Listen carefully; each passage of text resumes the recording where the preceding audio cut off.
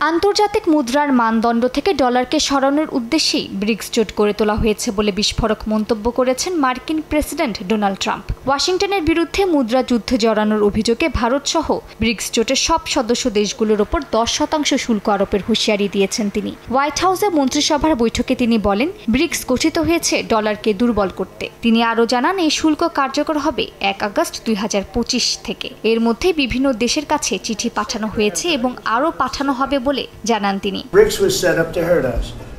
শুধুমাত্র ব্রিক্স জোটের সদস্য হওয়ার কারণেই দেশগুলোকে 10% শুল্ক দিতে হবে, আর তারা বেশি দিন সদস্য থাকতেও পারবে না। আমি মনে করি ব্রিক্স আমাদের জন্য বড় কোনো হুমকি নয়, তবে তারা ডলারকে ধ্বংস করে অন্য কোনো দেশের মুদ্রার বৈশ্বিক মানদণ্ডে নিয়ে আসার চেষ্টা করছে।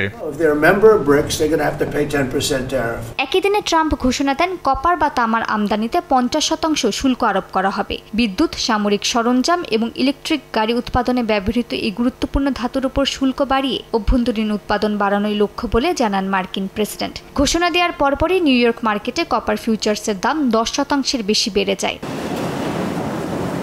সেমিকন্ডাক্টর ও ওষুধ আমদানির ওপর শুল্ক আরোপের পরিকল্পনার কথা জানান মার্কিন প্রেসিডেন্ট ডোনাল্ড ট্রাম্প। ওষুধের ক্ষেত্রে শুল্ক হার 200% পর্যন্ত হতে পারে বলে জানান তিনি। এছাড়া তিনি এও জানান, ওষুধ নির্মাতা কোম্পানিগুলোকে প্রস্তুতি নিতে প্রায় 1 বছরের সময় দেওয়া হবে।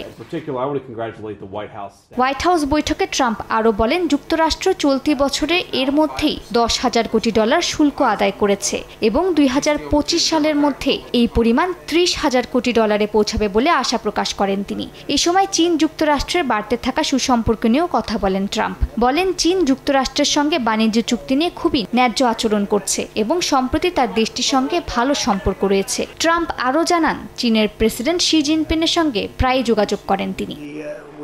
মালিহা সুহরওয়ার্দী, সময় সংবাদ।